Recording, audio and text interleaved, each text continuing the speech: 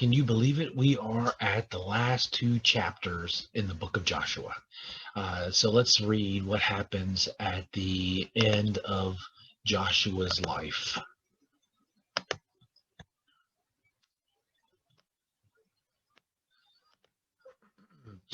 Much later, the Lord gave Israel security from their enemies around them. By the time Joshua was very old, so he called all Israel, the elders, leaders, judges, and officers of the people, and said, I'm very old now. You have seen everything that the Lord your God has done to all these nations because of you. The Lord your God has been fighting for you. I have assigned as the possession of your tribes the land of the nations that are still left, as well as all of the nations that I have already conquered, from the Jordan River in the east to the Mediterranean Sea in the west.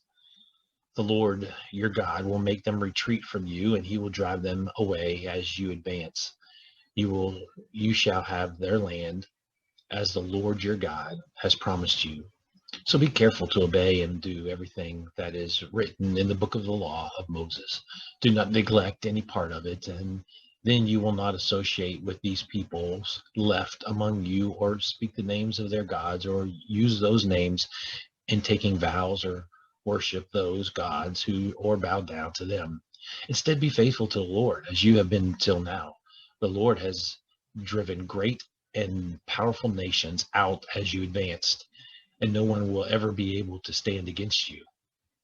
Any one of you can make 1,000 men run away, because the Lord your God is fighting for you, just as he promised. Be careful then to love the Lord your God.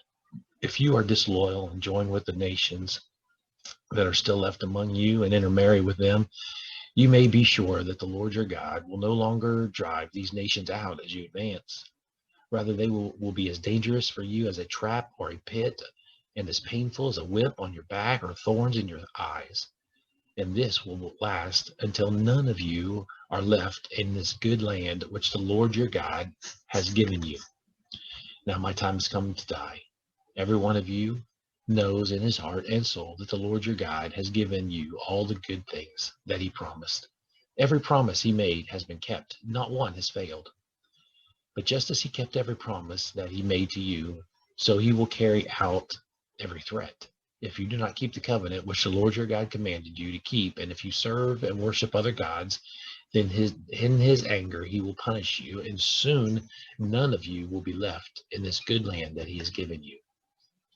Joshua gathered all the tribes of Israel together at Shechem, called the elders, the leaders, the judges, and the officers of Israel, and they came into the presence of God.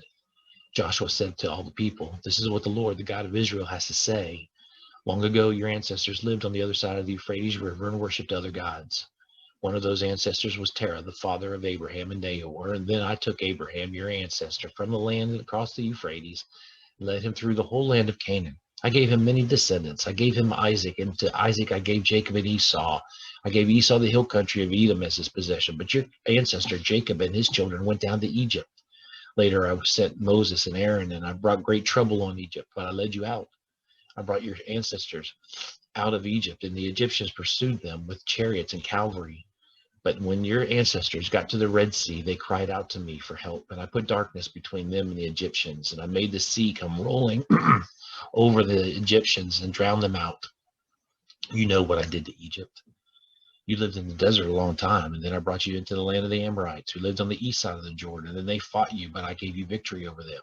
You took their land, and I destroyed them as you advanced. Then the king of Moab, Balak, son of Zippor, fought against you, and he sent word to Balaam, son of Beor, and asked him to put a curse on you, but I would not listen to Balaam. So he blessed you, and in this way I rescued you from Balak. You crossed the Jordan and came to Jericho. The men of Jericho fought you, as did the Amorites, and the Perizzites, and Canaanites, and Hittites, and Girgashites, and the Hivites, and Jebusites, but I gave you victory over them all. As you advanced, I threw them into a panic in order to drive out the two Amorite kings. Your swords and bows had nothing to do with them. I gave you the land that you had never worked, and cities that you had not built.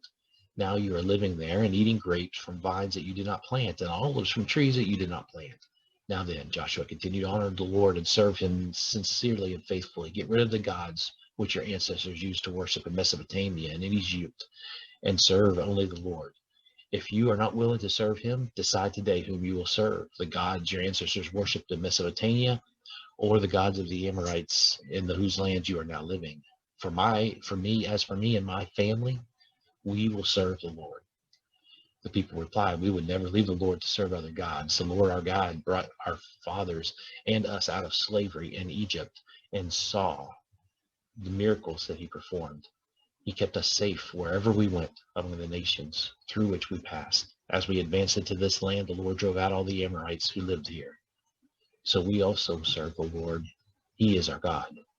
Joshua said to the people, but you may not be able to serve the Lord. He is a holy God and will not forgive your sins. He will tolerate no rivals, and you will leave him to serve foreign gods.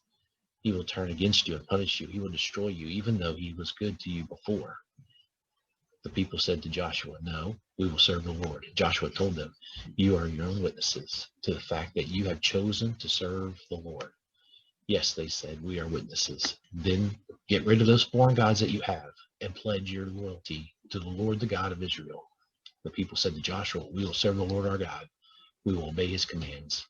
So Joshua made the covenant for people that day, and there at Shechem he gave them the laws and rules to follow. Joshua wrote these commands in the book of the law of God. Then he took a large stone and set it up under the oak tree in the Lord's sanctuary. And he said to all the people, this stone will be our witness. It is heard all the words the Lord has spoken to us, so it will be a witness against you to keep you from rebelling against your God. Then Joshua sent the people away, and everyone returned to their own part of the land. After that, the Lord's servant Joshua, son of Nun, died at the age of 110.